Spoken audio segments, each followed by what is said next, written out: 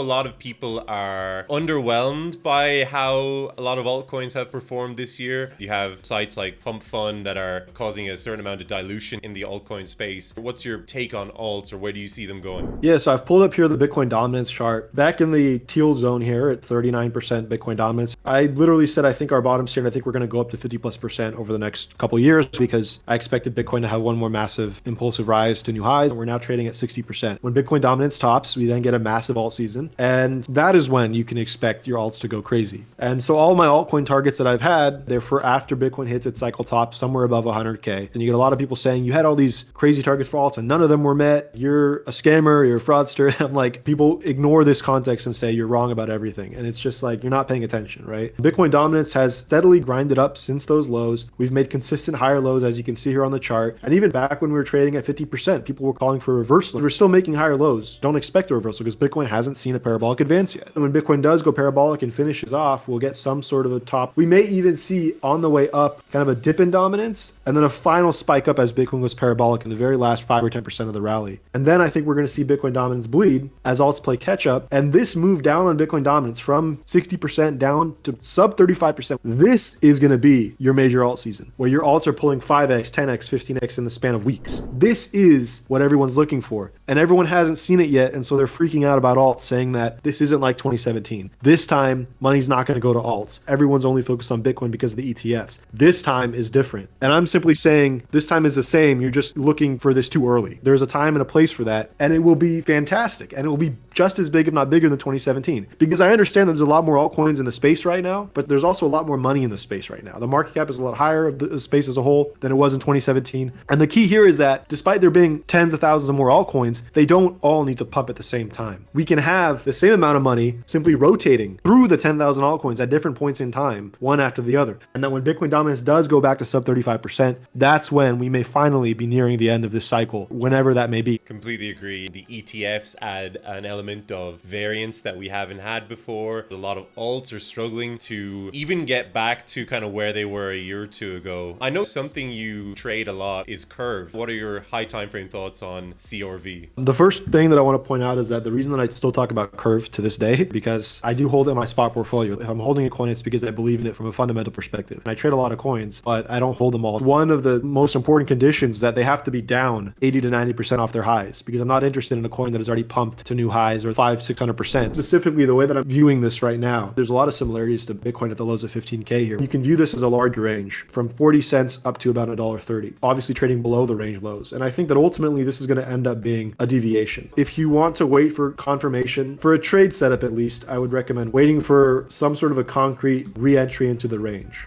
And ideally that looks something like this. We get back inside the range, we retest this area that we broke down from, then you have a clear risk reward long entry on a larger swing setup. We don't always get these perfect re-entries. For example, instead of getting something like this, we could simply get something like this where you go up directly without getting that clean retest. If you're bullish on CRV long-term, holding some spot at these levels, I don't think you can go wrong. There's only two things that are going to happen to CRV and any other coin that's in this position. One is they're going to trend down to zero, and two is they're going to recover. Your upside, if it recovers, is old highs at $6 essentially. And so your upside is $5.75, your downside is 25 cents. From a risk reward perspective, if you're bullish on Curve and you don't think it's going to zero, that's a fantastic place to be entering. That's if you believe in the long-term success of it. I do, for reasons that I've previously shared. But these are the type of coins that I like to buy because your risk reward favors buying here rather than selling, versus a coin that's up 1,000% or 2,000% or 10,000%, and the risk reward of it being a local top and it falling down is much worse. I'm trading the lower time frames, and so I'm looking at this stuff down here, this range right here. And I've been sharing all those trades, those scalp longs up and down within this range and where it makes sense to buy it. If you look at this image right here and you look at Bitcoin down here at 15K, this is exactly what CRV looks like right now. And this is exactly why I'm bullish on it. This is the range that CRV was in. This is our breakdown below the range. This is the deviation that I believe we're now seeing. This is the reclaim. This is the level that I mentioned we could retest on CRV, this level right here. And you can see we didn't get that retest on Bitcoin. We kind of fell slightly above it and then we continued the range highs. And that was our full on reversal to what is now 70K. Yeah, that's fascinating. I really like that comparison you Drew, to Bitcoin. I also know that you dabble in memes. You famously or infamously, depending on what side of the books you fall on, called for the meme apocalypse a few months ago. Are there any alts that you are prioritizing trading over others? Yeah, there definitely are. A lot of meme coins are in a position where either they're bearishly retesting points of breakdown or they've already started to break down. With obviously one that I've shorted publicly, now trading below where I said we want to remove the hat. And With I think is headed for the range lows as well. And you have everyone calling for a massive breakout when they're putting in lower highs consistently. If Bitcoin does break down like I think it's going to, there's no way in the world that any of these coins are going to break out. And you look at their chart structures and you see all this untapped lows and all this liquidity resting at the lows without any sort of bullish break in structure. And the one break that we did have this high has now been faded. We've broken back inside the range. And even if we were to push higher, would have been into this cluster of supply. I just fail to see why people get so bullish at resistance on all these coins. The path of least resistance with all this liquidity built up is lower. And that path takes us to sub $1. And another thing I would like to add is that the WIF chart here on TradingView, you're seeing price at 97 cents and thinking this is all the price history. You need to look at these charts on Deck Screener. If you look at the complete price history of something like WIF, it looks like this. And without any major pullback, you already have almost essentially like a full mini cycle playing out here with a full 5-wave move that you can actually count off the lows. And this is the top. And we're seeing distribution here, but people don't see that. And they think that this was essentially the start of the chart at 96 cents or $1. So like, oh, how can we go to sub $1? Like we're at the bottom already. And this, which is around like, I think 50 to 80 cents, is a logical place to be bidding on WIF, but they don't see that. And so they see this as like, oh, you're shorting the bottom. And I'm like, no, I'm literally shorting the top of this massive rise. And I'm interested in buying down here at this consolidation that none of you can see because you're looking at the wrong chart. And it's a very logical approach, but people miss out on this because either they're biased to believe that we're going to continue up, or maybe they bought higher at $3 or $4 and they can't imagine it's going to $1. That's generally my approach here to memes. I think that a lot of them have these massive rises and are ready for a pullback and a cool down. That doesn't necessarily mean that they're dead. It just means that it's time for them to pull back and digest the move. And so they attack me every time I suggest shorting, which the last short, for those that remember, was here at 370, and we went all the way down to $1.50 from there. So it's the same thing every time. If I short it, I'm the devil, I'm evil, and I want everyone to fail. And if I long it, even if I'm longing at the top, then I'm the best guy in the world. So I don't think that's going to change until the drops play out and people realize that I'm not just talking about what I want to happen, I'm talking about what I think makes the most sense, and it probably is the most logical path here.